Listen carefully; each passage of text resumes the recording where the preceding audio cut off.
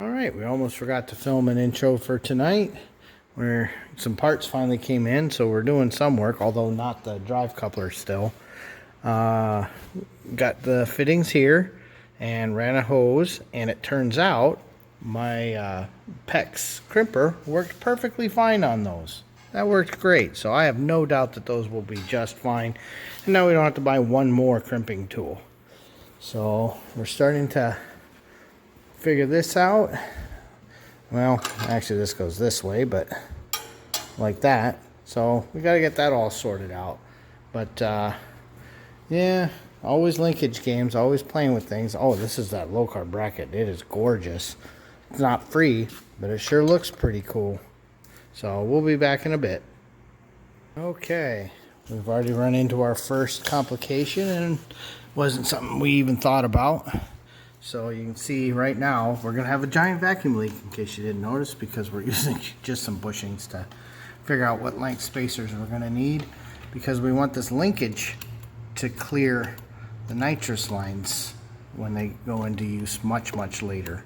So that 1/4 inch space is going to be plenty. That'll allow the linkage so we don't have to rebend all of this. This is so nice and tidy. We'd hate to have to bend it all down and make it clear everything. And you can see there'll be room to run the fuel lines through there. I'm gonna have to figure out how I'm gonna run that temperature line down and make it look nice. And then, you know, everything to run the computer and all the inputs and outputs, we'll get all that run down the back, kind of try to hide it in amongst the ignition setup. But that 1/4 inch spacer gives us plenty of clearance now on this bracket, which means we don't have to trim it down, because we're only using just the top one for the throttle cable. We have a manual transmission, so we don't need a kick down. And you know, maybe we can use that bottom one someday in the distant future if he ever decides he wants cruise control or something. So we're not too worried about that.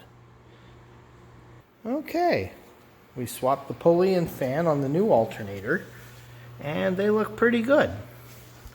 We've done a test for the spacer. The only downside is the spacers, which do work on big and small block Chevys, don't have the room for the pilot bushing that the supercharger needs. So I'm still going to have to modify that bushing. The hole's got to be 2.5 inches in it, and it's not even 2. I think it's like 1 3/4-ish. So I'm going to have to pull that apart. Let's see, just kind of working out some of the hose routing and how we're going to do things. In fact, we literally just spent some time trying to decide exactly where we're going to be able to run our O2 sensor, but it turns out we've got plenty of cables, so that's not going to be an issue at all. He did find those little clips we couldn't find.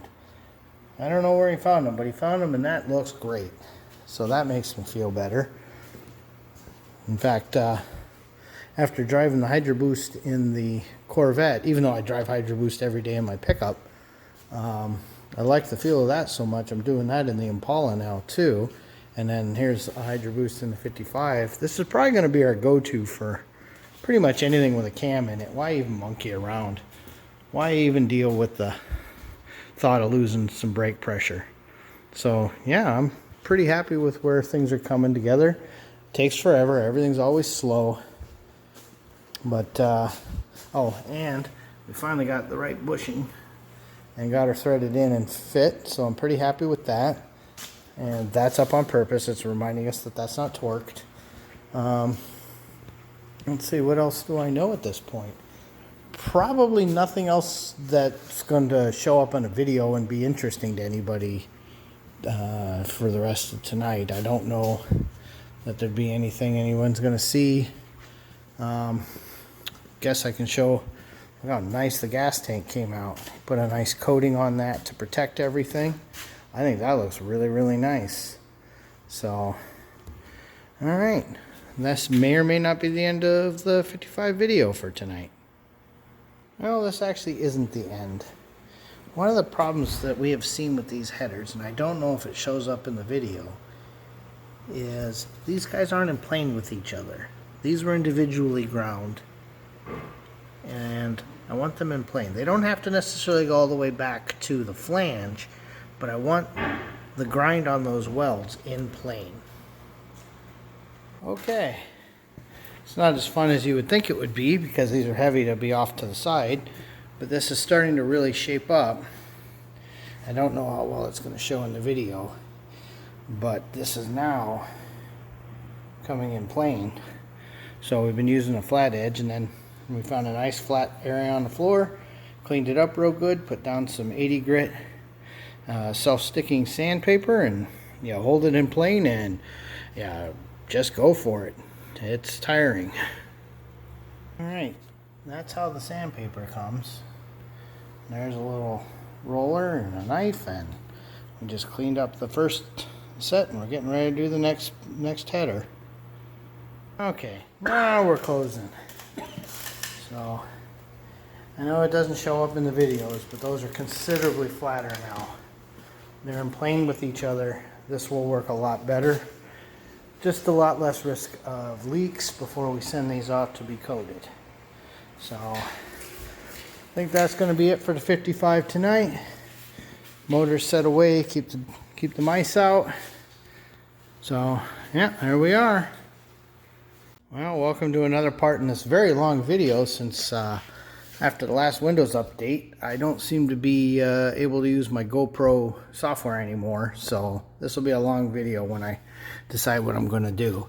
But you can see, we got that opened up so it'll clear that bushing, because that locator locates back here, because once the supercharger pulley is on there, we want that all located.